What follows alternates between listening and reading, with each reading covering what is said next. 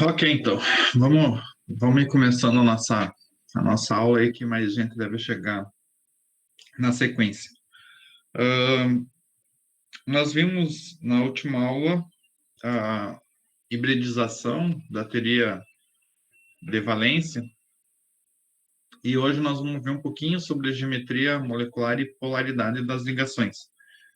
E aí nós vamos fazer uma avaliação na segunda que vem, tá? Na segunda que vem eu passo... Essa semana, hoje ainda vou colocar uma lista de exercícios, aí espero que vocês... Aí vai valer 0,5 para quem frequentar a monitoria nessa semana, e segunda-feira eu deixo uma avaliação. Na quinta-feira a gente tem aula, mas aí vai ser uma aula com o conteúdo lá da prática. Beleza? Então, eu vou colocar um slide aqui, vocês me dão um feedback se tiver tudo ok.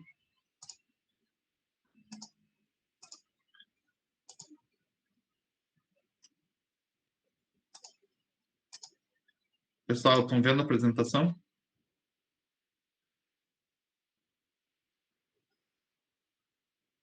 Sim. Sim. Quando eu mexo o mouse, vocês conseguem enxergar o mouse? Dá pra ver, sim. Ok, então. Então quer dizer que hoje a internet está boa. Tem dias que...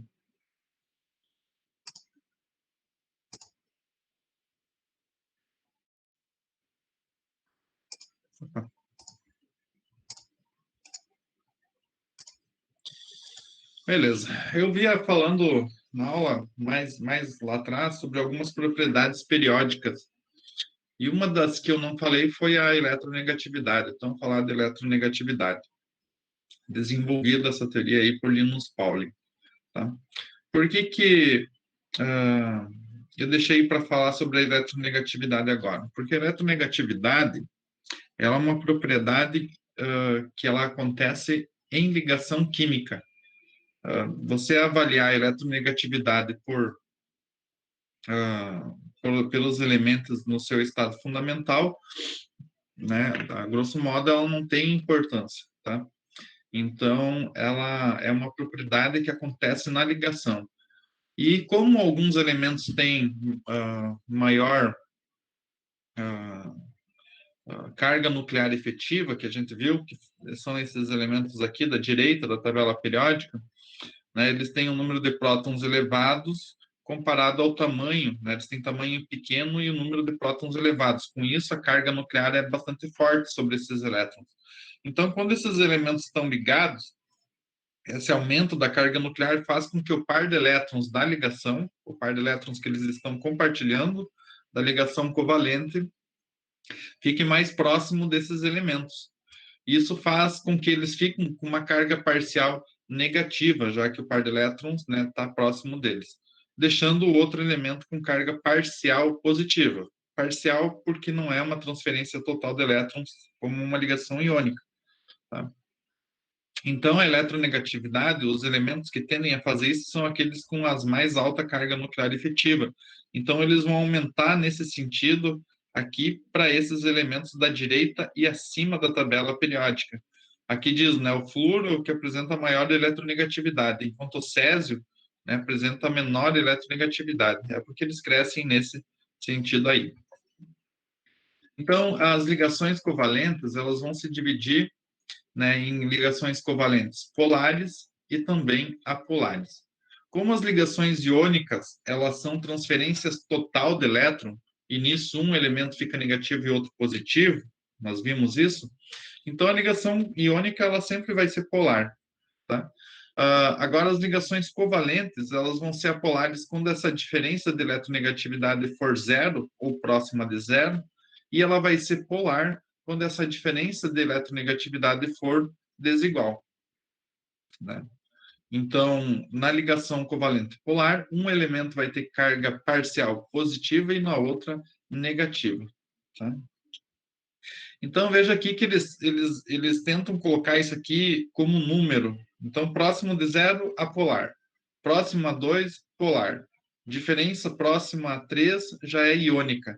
Então, vocês percebam que as ligações químicas, veja que não tem uma definição quando ela passa a ser iônica e quando ela é polar, né? Nós vimos que a iônica é transferência total de elétrons, mas às vezes a ligação covalente, ela tem uma diferença de eletronegatividade tão grande que ela tem um caráter iônico. Então não existe um limite que estabeleça isso aqui é iônico e a partir daqui é covalente. Veja que as ligações, ela não tem, né, essa barreira específica para mudar essa distinção. Então, por isso que muitas vezes a gente fala em ligações covalentes com um alto caráter iônico, ou ligação iônica com um grande caráter covalente, tá? É porque, embora a gente estabeleça uma diferença entre elas, muitas vezes elas estão aí numa faixa bastante próxima. Mas, enfim, vamos tentar entender um pouquinho essas ligações polares e apolares. Então, veja, por exemplo, a molécula de Cl2. Ambos são iguais, têm a mesma eletronegatividade, cada uma vai puxar o par de elétrons com a mesma intensidade, esse par de elétrons de ligação. Então, essa diferença ela vai ser zero. Portanto, o Cl2 vai ser uma molécula apolar. Já no HCl, por exemplo, né, o cloro ele é mais eletronegativo, tem maior carga nuclear efetiva. E esse par de elétrons vai estar mais próximo do cloro.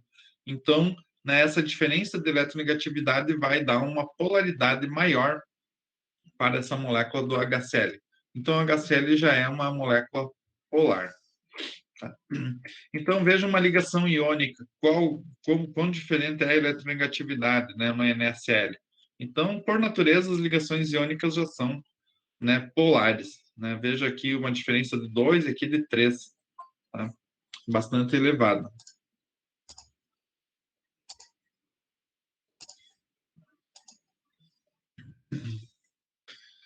Aqui temos outros exemplos. Tá, o HCl, eu já comentei, é a polar. O bromo, a ligação ao cloreto de bromo, né? Veja que, embora seja bem pouca a diferença de eletronegatividade, mas existe, então ela é polar. O ICl, embora seja dois halogênios, vai ser polar. HCl, já falei, polar. Né? E o KCl, como é iônica, ela é polar. Mas daí a gente diz que ela é iônica, que o polar já está aí nesse combo. Tá? Então, a gente representa, muitas vezes, essa ligação covalente polar, né, colocando o hidrogênio com uma carga parcial positiva e o cloro com uma carga parcial negativa. Isso aqui está indicando que o cloro, o par de elétrons, está mais próximo do cloro. Né? Por isso que ele fica com essa carga parcial positiva, representada por esse símbolo aqui. Então, se nós pudéssemos ver um mapa eletrostático da molécula da HCl, nós veríamos uma densidade de elétrons maior ao redor do cloro do que ao redor do hidrogênio. Está mostrando que ele está, né, mostrando por que ele está polar. Bom, nós vamos ver também que a geometria vai influenciar bastante nessa polaridade. Mas aí eu tenho que entrar, né, na teoria do VS-EPR, tá? Que é a teoria dos elétrons de valência, da repulsão dos pares de elétrons de valência. Tá? Então, eu já falei alguma coisa na aula passada sobre isso aqui, mas agora nós vamos retomar. Então, os pares de elétrons ligados, nós vamos analisar eles, os isolados, a forma molecular e a geometria, que é o resultado de todas essas interações. Tá? Então, para nós determinar a geometria, nós vamos fazer uma estrutura de Lewis, nós vamos analisar a repulsão dos ângulos. As repulsões de maior intensidade são as de 90 graus, porque estão mais próximas. Então, essas aqui são as que mais a gente tem que evitar na geometria, tá? E as de menor importância de 180 graus. Tá?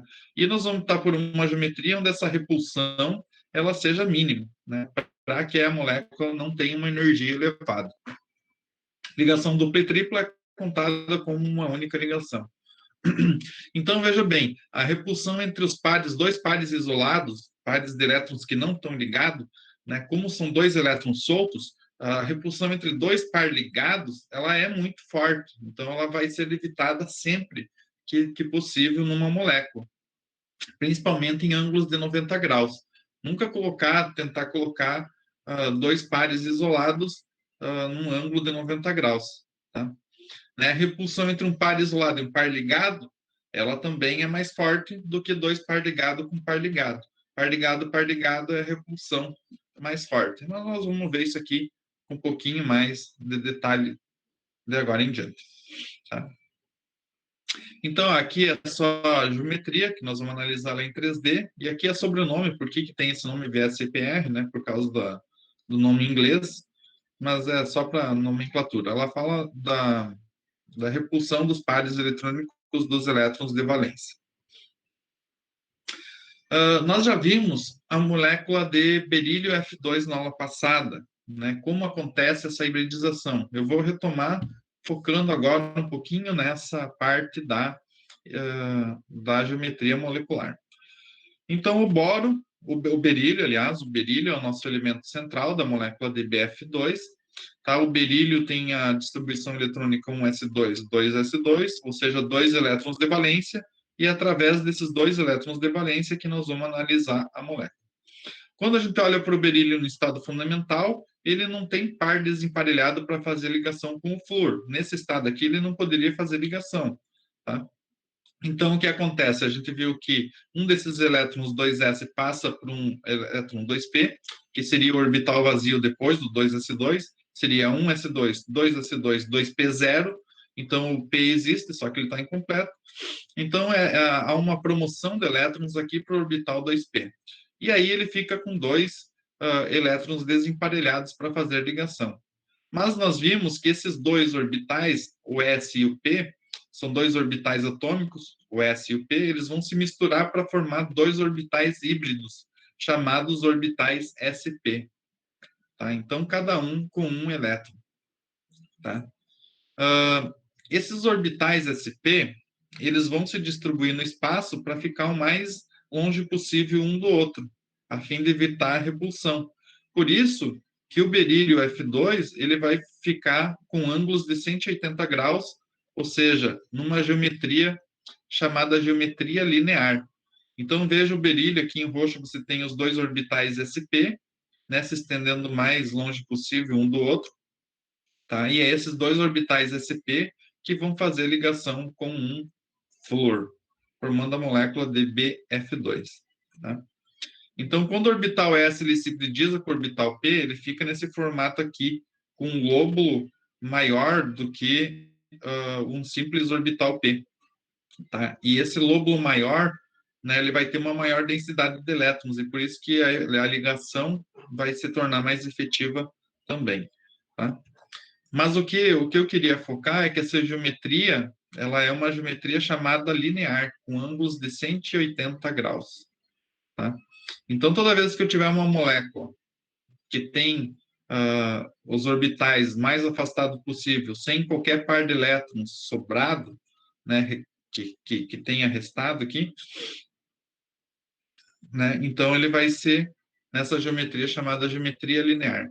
Vocês percebam que aqui, quando ele fez a hibridização, ficou dois orbitais P vazio, que não tem elétrons nenhum. Então, esses orbitais P vazios, eles ainda existem. Só que como eles não têm elétrons, eles não vão influenciar na geometria, porque eles estão vazios. Né? Eles existem, mas estão vazios. Portanto, eles não têm influência nenhuma na geometria, já que eles não têm elétrons. Por isso que, né, a geometria do berílio F2 vai ser uma geometria linear. Tá? Então, embora cada ligação entre berílio, no caso aqui berílio e cloro, seja uma ligação polar, cada ligação é polar, como eles estão a 180 graus para lados opostos, né, as duas forças elas vão se cancelar. E como resultado, a molécula de berílio Cl2 ela vai ser apolar. Tá? Porque os momentos polares de cada lado eles se cancelam, cada um está puxando para um lado, e como resultado, a molécula de berílio Cl2 ela é uma molécula apolar. Então, veja que a geometria também vai nos dizer muito sobre a polaridade da molécula. Pessoal, dúvidas? Alguém não entendeu?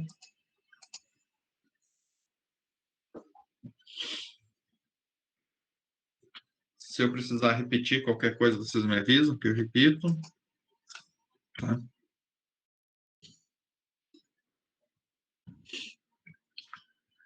Então, a gente viu na aula passada como é que funciona a molécula do etino. Se vocês lembrar, o carbono que faz uma tripla ligação, ele tem duas ligações π e uma sigma, como qualquer ligação tripla.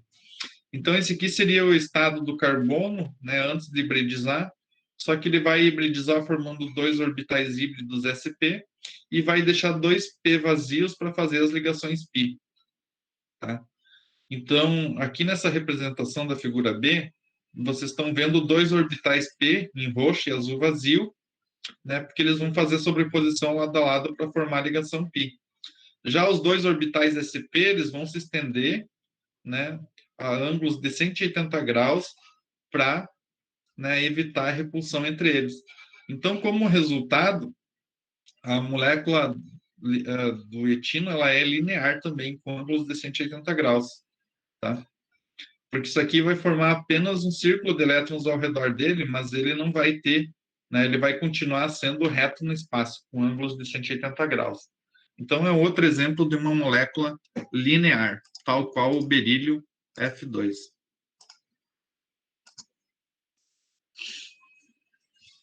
Então, aqui nessa representação da esquerda, vocês veem em rosa aqui no meio a ligação sigma, formado pela sobreposição frontal de dois orbitais P, que está representado aqui em amarelo. Tá? E os orbitais P que não hibridizaram, eles vão fazer a sobreposição lado a lado, formando a ligação π.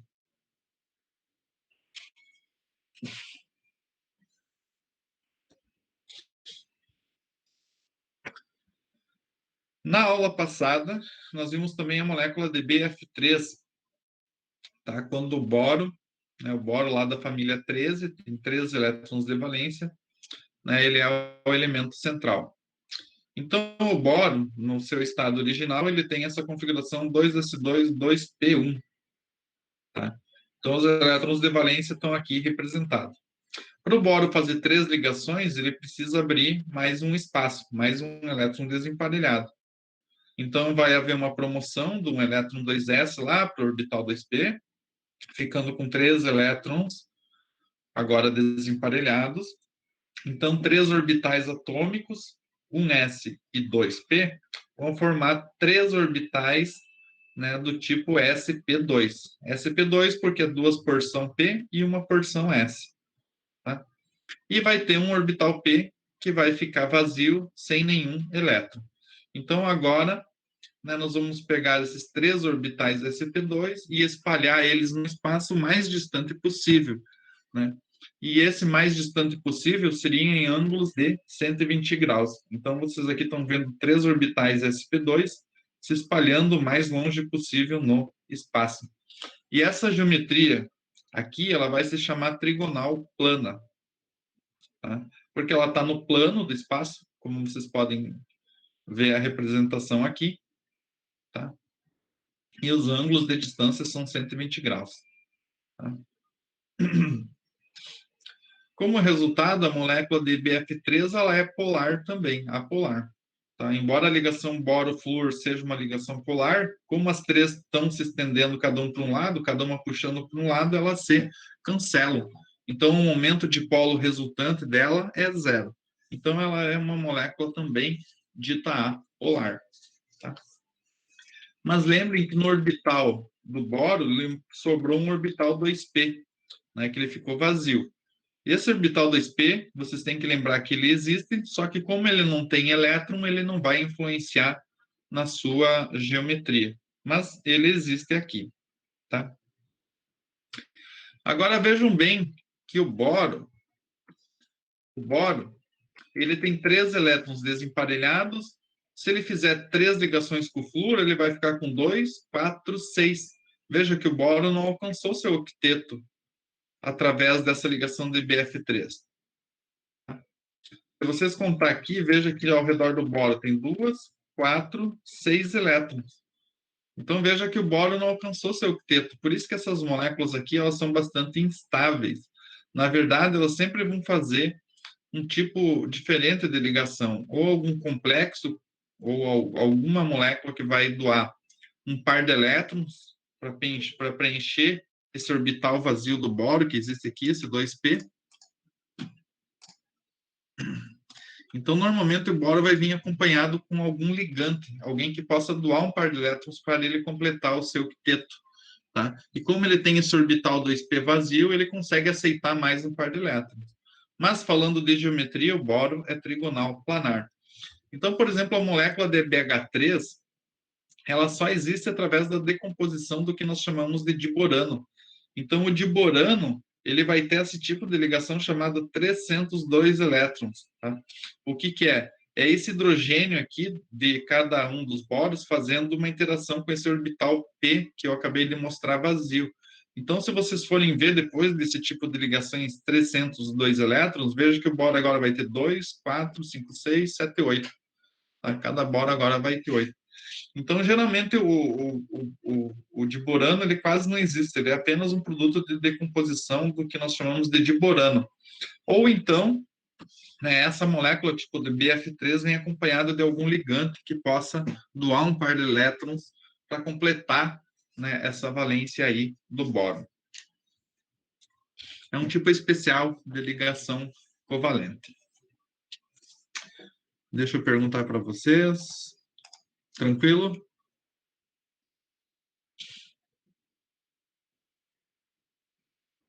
Estão conseguindo acompanhar?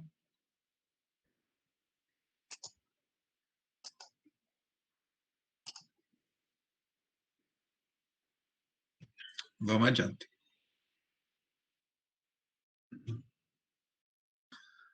Outro tipo de orbital que nós vimos na aula passada foi os orbitais sp3, como, por exemplo, da molécula de metano. O carbono, que é o elemento central, ele tem uma configuração eletrônica 1s2, 2s2, 2p2. Então, os dois de valência estão aqui representados, e veja que o carbono, para fazer 4 ligações, ele precisa de mais elétrons desemparelhados. No estado fundamental, ele tem apenas 2 elétrons desemparelhados, mas ele precisa fazer 4 ligações.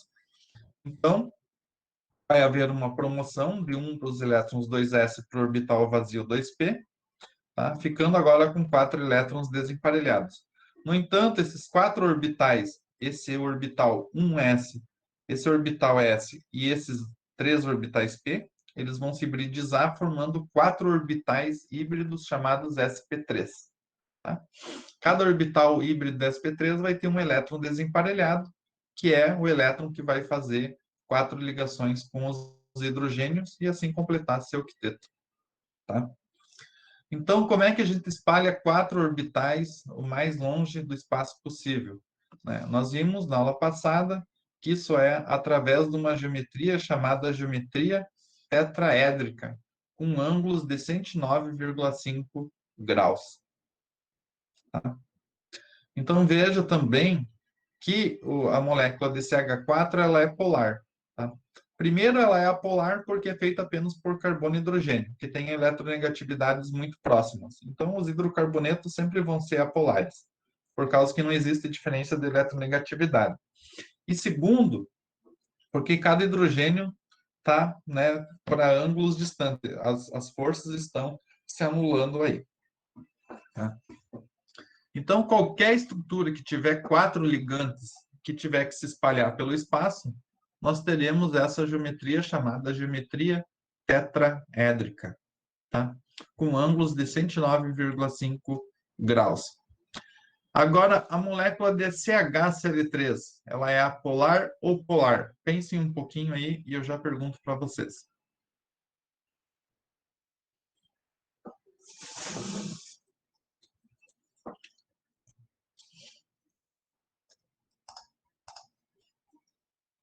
Se alguém já tiver uma ideia, vocês me digam.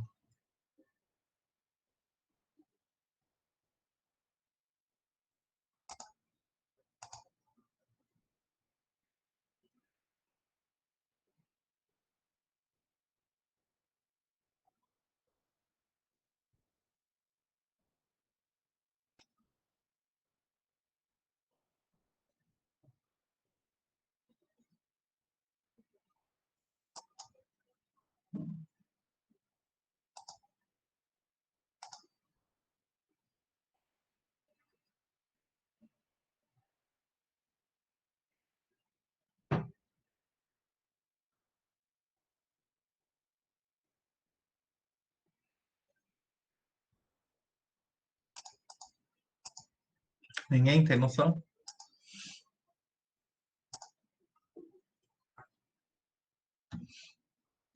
Então, vamos ver a molécula de CHCl3.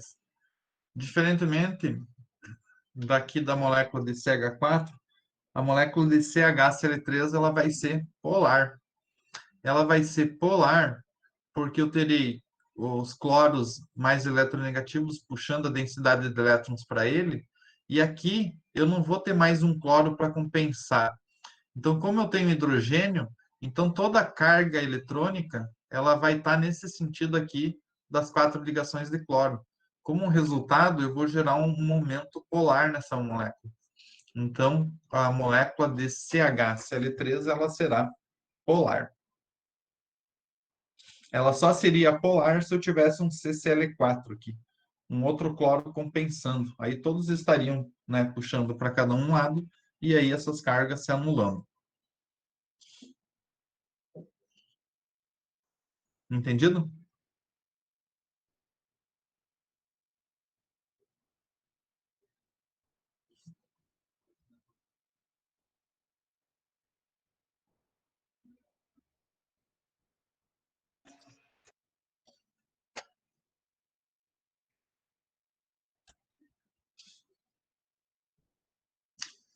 Pessoal, então agora vamos começar a ver outras geometrias que nós ainda não vimos. Então nós vimos que quando uma molécula tem um momento polar, um momento diferente de zero, um momento de polar resultante, ela é polar. Então o HF, o HCl, todos vão ser polar, né? O flúor é mais eletronegativo. E a água, nós vamos ver que a água, ela tem essa geometria angular aqui. Os dois hidrogênios não estão para lados opostos a 180 graus. Então, ela vai gerar também um momento dipolar e a água vai ser polar. Então, nós vamos tentar entender como isso acontece. Primeira coisa, nós vamos ver o estado fundamental do oxigênio, que é o elemento central. 2s2, 2p4, representado aqui, né, através das caixinhas. Então, o que, que vai acontecer com esses orbitais de valência? Eles vão se misturar, tá? Esse orbital 2s2 e esses três orbitais 2p4, eles vão formar quatro orbitais híbridos chamados sp3, tá? Porque sp3, uma porção S, três porções P. Então, eu conto quantos elétrons eu tenho. Eu tenho 2, 4, 5, 6. Eu vou colocar 1, 2, 3, 4, 5, 6. Tá? Então, eu tenho quatro orbitais sp3 do oxigênio, só que dois orbitais já estão completos com elétrons. Tá? E dois vão fazer ligação. Mas, como eu tenho quatro orbitais sp3, quando eu coloco eles no espaço, a geometria que eu tenho é a geometria tetraédrica. Tá? Quatro ligantes, né, no espaço, geometria tetraédrica. Só que agora eu vou distribuir no lugar desses B, o que, que eu vou ter que distribuir? Os dois elétrons desemparelhados que vão fazer ligações com o hidrogênio e dois orbitais que eu vou colocar par de elétrons preenchidos. Então, é o que eu vou fazer aqui. Tá? Eu botei, né, dois hidrogênios e coloquei dois elétrons em diferentes posições. Poderia escolher qualquer outras posições que daria na mesma. Só que esses dois elétrons aqui, agora na molécula de água, e esse A é o meu oxigênio central, eles vão fazer uma repulsão entre eles, porque agora eu tenho dois par de elétrons próximos, e vocês sabem que a repulsão entre eles é bastante forte. Tá? Então, como resultado, eu vou ter essa geometria angular. Tá? Porque os par de elétrons, eles não vão entrar na distinção da geometria, mas eles só vão influenciar nos ângulos de ligação por causa da sua repulsão que eles estão fazendo aqui.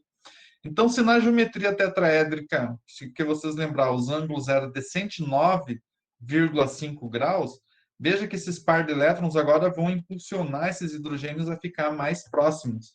Então, o ângulo na água ele vai cair de 109,5, que deveria ser na tetraédrica, eles vão cair para 104,5 graus.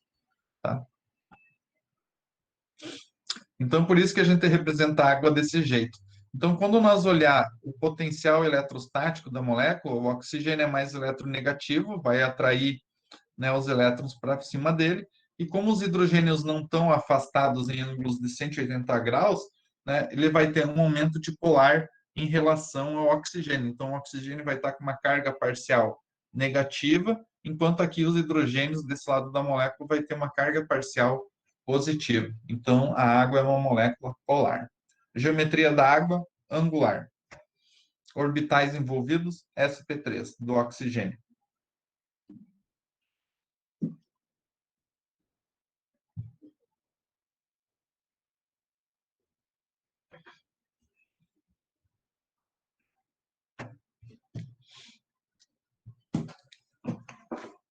Podemos ir adiante? Sim. Sim. Vamos para a próxima geometria chamada pirâmide trigonal. Uma geometria pirâmide trigonal, ela acontece, por exemplo, na molécula de NH3. Vamos analisar o nitrogênio. Nitrogênio 1s2, 2s2, 2p3, representado aqui os orbitais por essas caixinhas. O que vai acontecer com os orbitais 2s, 2p? Eles vão se misturar, formando 4 orbitais híbridos sp3. Né? Uma porção S, 3 orbitais P, então, como resultado, geometria sp3. Tá? Contando os elétrons 2, 3, 4, 5, eu coloco aqui 1, 2, 3, 4, 5. Ou seja, o nitrogênio ele vai ter na camada de valência um par de elétrons isolado e 3 orbitais, né, 3 elétrons desemparelhados, que eles vão fazer ligações com os 3 hidrogênios. Então, vamos lá. Se seria, como eu tenho 4 orbitais sp3, é tetraédrico, deveria ser ao menos tetraédrico. Então, agora eu vou distribuir 3 hidrogênios, que ele precisa fazer ligação, e num lado eu vou colocar o par de elétrons isolado que ele tem aqui. Então, é isso que eu fiz agora. Então, esse par de elétrons, né, ele vai fazer uma repulsão, né, aqui, né, fazendo com que esses ângulos diminuam de 109,5, que deveria ser na tetraédrica, para 107. Veja que na água esse ângulo era de 104, porque eu tinha 2 par de elétrons. Agora, como eu tenho apenas um par de elétrons fazendo essa repulsão, né, esses ângulos eles vão de 109 apenas para 107. Tá? Então, quando eu olho para o nitrogênio, esses 3 hidrogênios, né, ele forma como se fosse uma base de uma pirâmide. Tá? Então, por isso que eu tenho essa geometria chamada geometria pirâmide trigonal.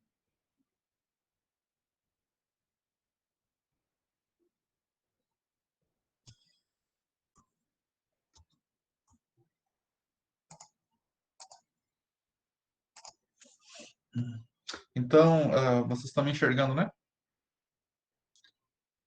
Então, essa aqui seria a geometria tetraédrica, como, por exemplo, do CH4, né? Veja que eu posso girar de qualquer lado, eu tenho a mesma coisa. Ângulos de 109 graus, 109 graus, tá? 109,4, mais ou menos. Para a geometria da água, é como se eu tivesse 2 pares de elétrons. E eu fico com uma geometria chamada geometria angular, tal qual eu tenho representado aqui. Aqui tem 2 pares de elétrons, mas eles não contam para formar a geometria. Então, a água, só que em vez de 109,5, eles vão ter 104, devido a essa repulsão dos elétrons que estão aqui em cima. tá? A geometria do NH3, né, seria a geometria tetraédrica, só que aqui em cima eu tenho um par de elétrons. Então, veja como é uma base de uma pirâmide. Tá? Só que aqui eu tenho um par de elétrons e esses hidrogênios vão se encolher um pouquinho para dentro, né, formando ângulos de 107 graus.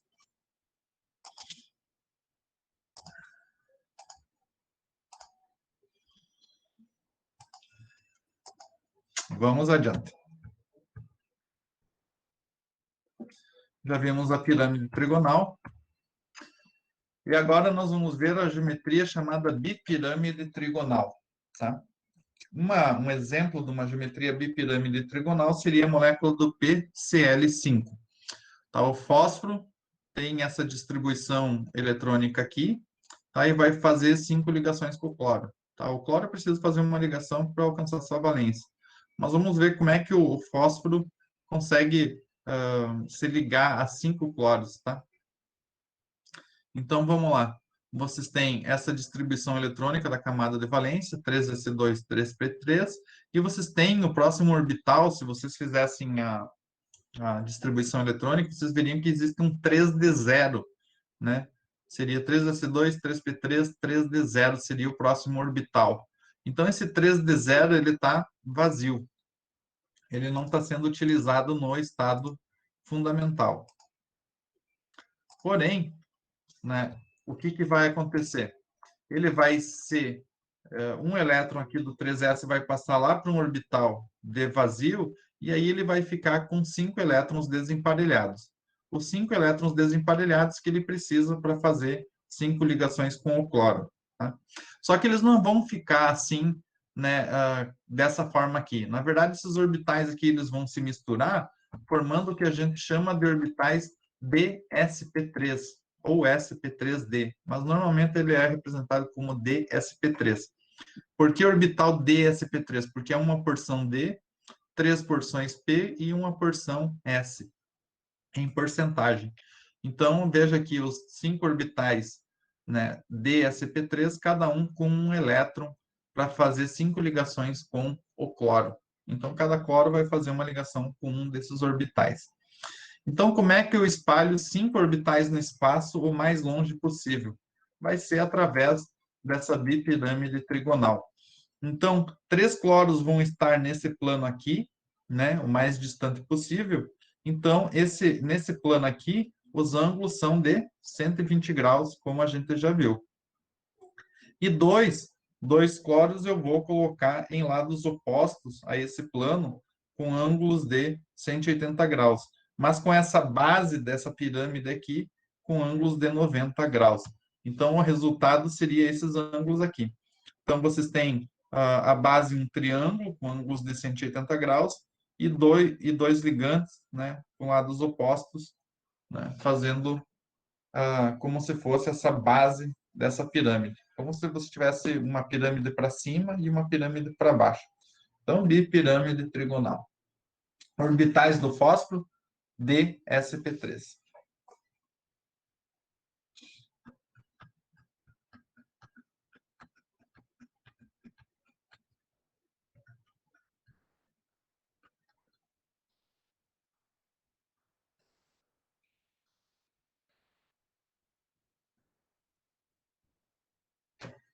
Vamos para o próximo.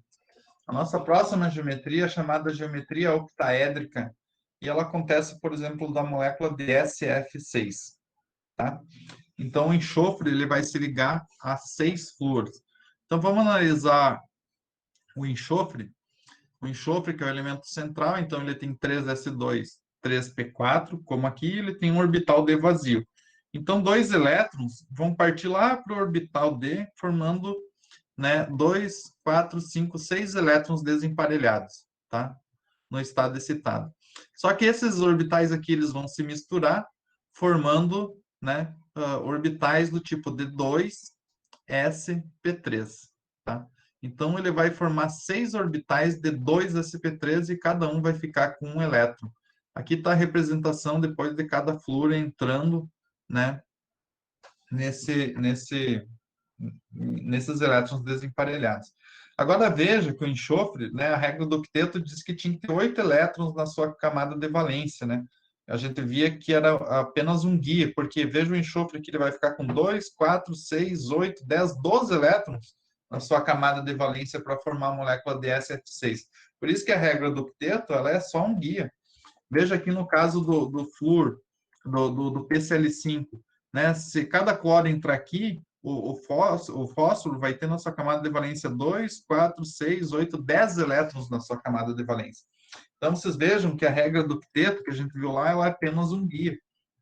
Né? Ela não é uma regra de fato. Tá? Então, aqui o enxofre tendo 12 elétrons na sua camada de valência após fazer as ligações com o flúor. Veja que a regra do octeto agora foi por água abaixo. Mas, enfim, como é que eu vou espalhar 6 orbitais híbridos de 2 sp3 no espaço? A única maneira é colocar 4 flúor numa base quadrada, tá? Com ângulos de 90 graus, né? Como são 4, 90, 90, 180, depois mais 180, 360. Tem que fechar os 360. Então, 4 orbitais vão estar numa base quadrada com ângulos de 90 graus e 2 orbitais eu vou colocar nas extremidades com ângulos todos de 90 graus. Então, essa é a geometria octaédrica. Alguns chamam de bipirâmide de base quadrada, mas o correto é chamar ela de octaedro. Porque a figura geométrica que ela lembra, né, é um octaedro.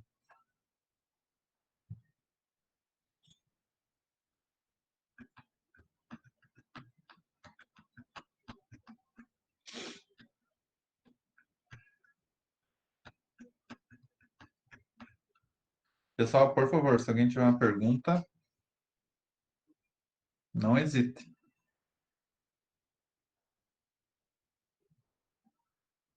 Tá?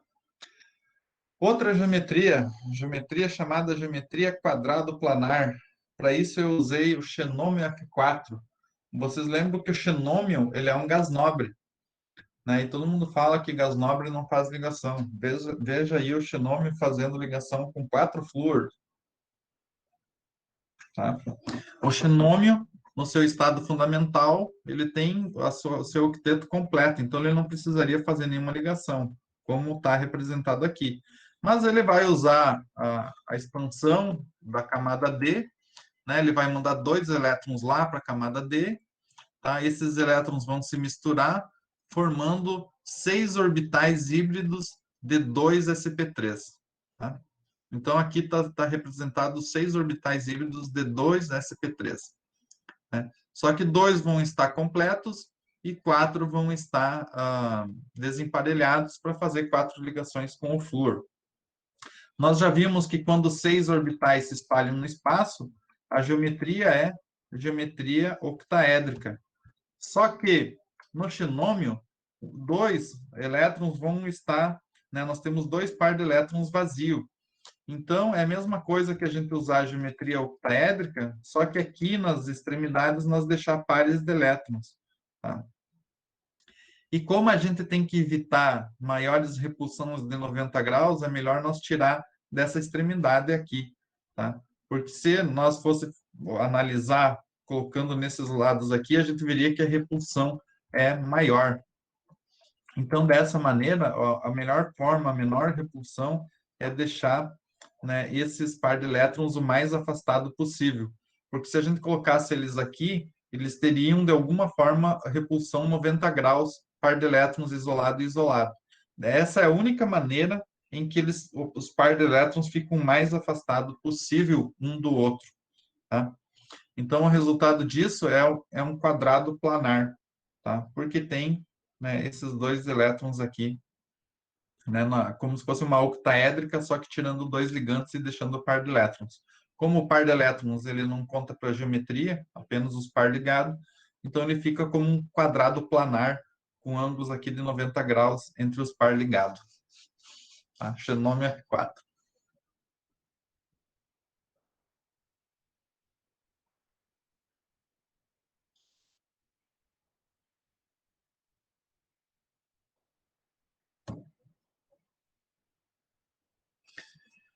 Mais uma molécula, a molécula de SF4, tá? Se vocês fizerem a hibridização, certinho como fiz até agora, ele vai ter uma hibridização de sp3, 5 orbitais de sp3, ele seria uma bipirâmide trigonal, só que agora eu tenho um par de elétrons preenchido, tá? Então, eu teria que pegar uma bipirâmide trigonal, tal qual essa aqui, né? Eu teria que pegar essa aqui e colocar um par de elétrons no lugar de algum desses cloros, tá? Então, como resultado disso aí, a minha única opção, a minha melhor opção é colocar ele aqui, tá? E aí, o resultado, né, seria o chamado geometria na forma de gangorra, tá? Por que que eu botei o par de elétrons aqui e não aqui, nessa extremidade? Porque eu tenho que evitar as repulsão de 90 graus. Então, se eu colocasse tanto aqui em cima quanto aqui embaixo, eu teria repulsão maior de 90 graus com esse par isolado. Como aqui ele está a 120 graus, nesse plano aqui, então a repulsão é menor. Então, para evitar maiores repulsões de 90 graus, que eu coloquei ele aqui. Agora, né, se eu virar essa molécula, se eu pegar essa molécula e virar, parece que é uma gangorra, né? Como se esses dois aqui fossem um pezinho de uma gangorra e aqui a tábua, né? Daquele brinquedo de criança que a gente senta em cima. Então, como ela lembra uma gangorra, ela tem essa geometria chamada geometria de gangorra. Então, esse par aqui não foi à toa. É tudo para evitar as repulsões. E para acabar, a molécula de ClCF3, se vocês forem fazer, ela também seria uma bipirâmide trigonal, só que eu tenho que tirar agora 2 pares de elétrons, tá? Então, eu vou tirar esses 2 pares de elétrons dessa base de pirâmide e vai lembrar uma geometria na forma de T, tá? Os par ligados aqui lembram a letra T maiúscula. Então, é outra geometria aí, né? Como resultado, veja, como se fosse uma bipirâmide trigonal, só que a base da pirâmide agora eu tive que colocar 2 par de elétrons, né? Que é onde é que tem menor repulsão, e o resultado dessa geometria na forma de T. Tá?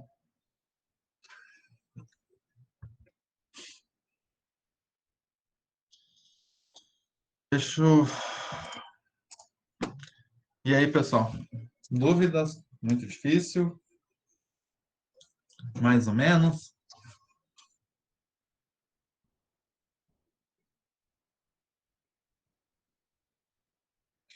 Alguém quer perguntar alguma coisa? Professor, a lista de exercícios você vai colocar quando? No AVA? Eu acredito que hoje ainda. Beleza, então.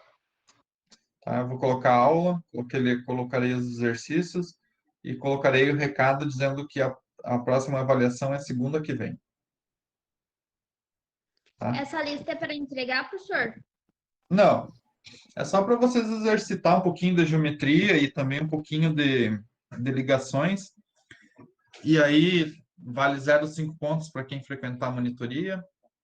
Alguns exercícios, daí na próxima semana eu vou entrar no ato, né? Vou tirar algumas dúvidas, sei lá, e daí vou deixar aí 24 horas uma avaliação para vocês fazerem em relação às ligações químicas, tá?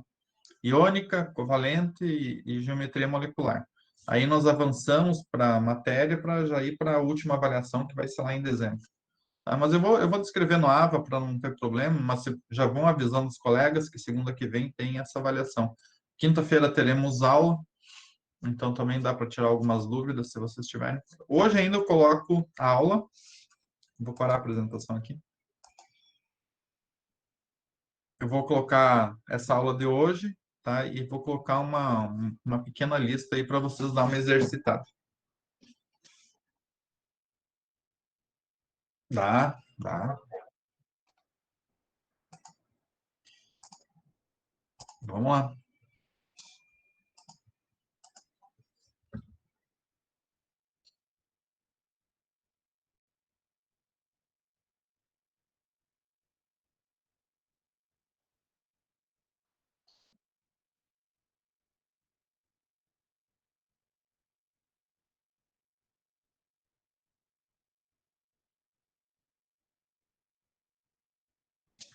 Ah, por exemplo, né, vamos pegar do boro, né?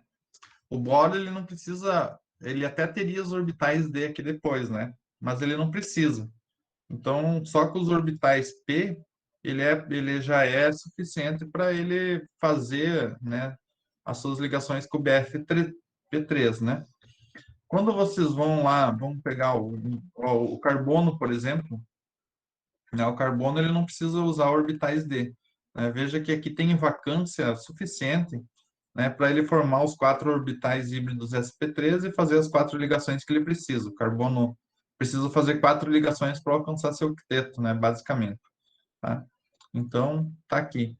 Agora, vamos ver uma molécula. O do oxigênio ainda é suficiente, só os orbitais P, porque tem espaço ainda, né? Tem orbital vazio.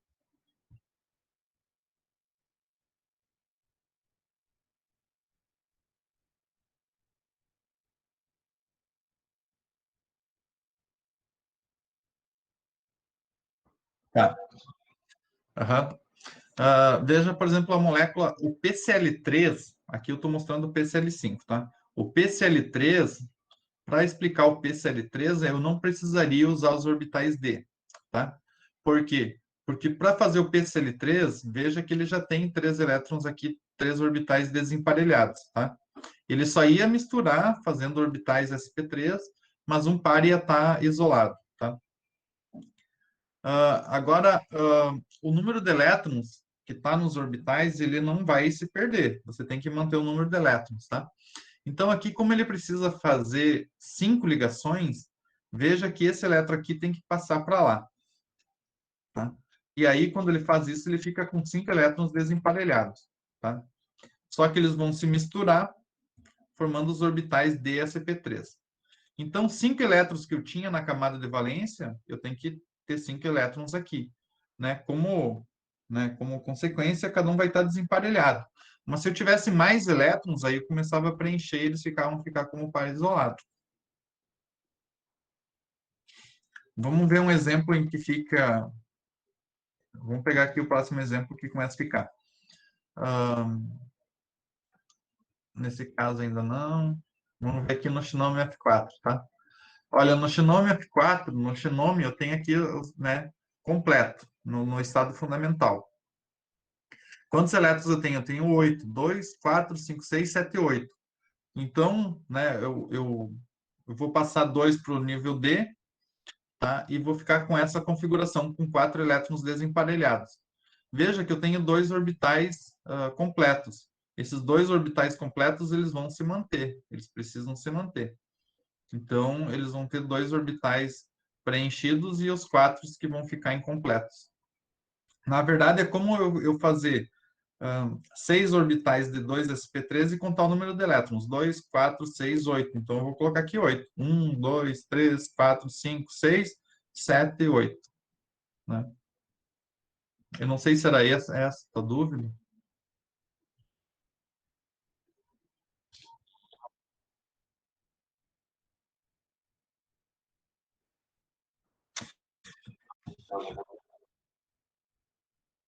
Aham. Tá, não, mas aí se você fizesse isso, por exemplo, se você passasse mais elétrons para cá, é isso que você está falando? Se eu tira- mas aí veja que eu ficaria com muitos elétrons desemparelhados à toa. Eu só preciso ter 4 elétrons desemparelhados para fazer a molécula de xinômio F4.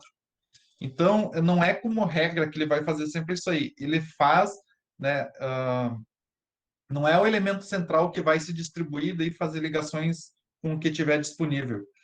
Isso aqui é resultado para formar o xinômio F4.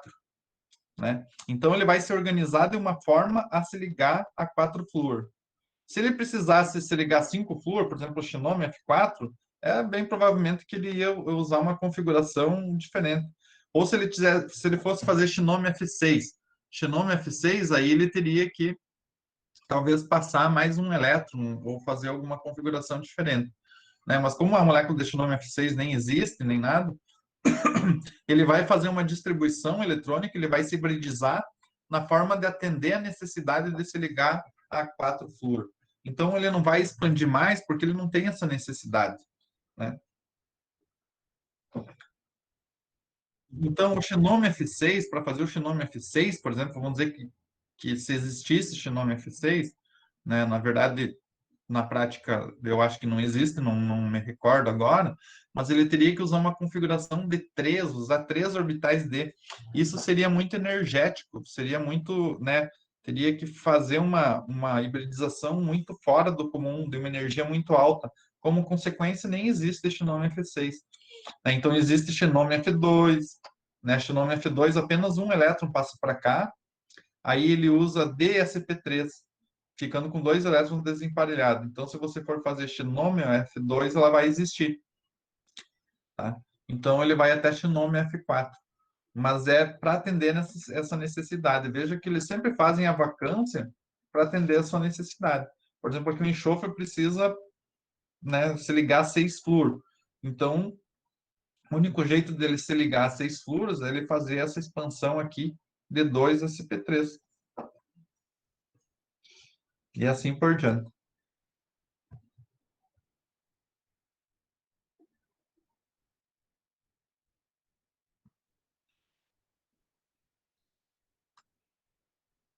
Mas no exercício eu vou dar, vocês vão conseguir visualizar isso aí um pouquinho, como é cobrado. Na verdade, vocês vão ver que não é tão difícil aí. Tem que saber os ângulos das estruturas, tem que saber o tipo de orbital, de 2sp3, de sp3, mas aí vocês vão fazer a expansão, né, colocar os elétrons, ver, né, vão hibridizar e assim por diante. Mais alguma dúvida?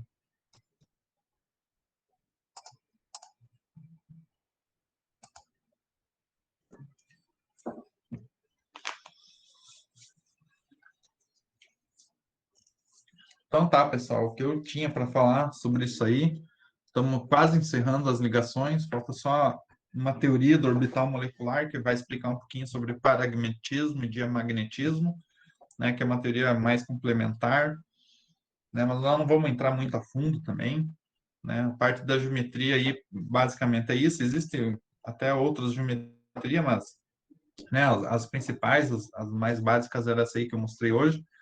É muito importante entender como é que é a água, como é que é a amônia, tá? Que são essas moléculas aí que direto a gente fala sobre a polaridade delas e muitas vezes não entende por que ela é polar.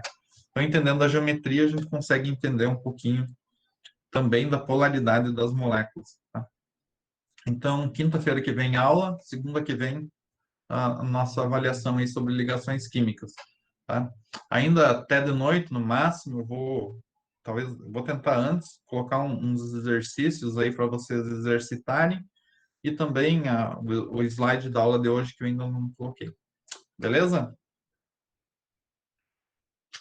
Pessoal, boa semana a todos, né? Qualquer dúvida, vamos nos falando, tá? Beleza, professor falou.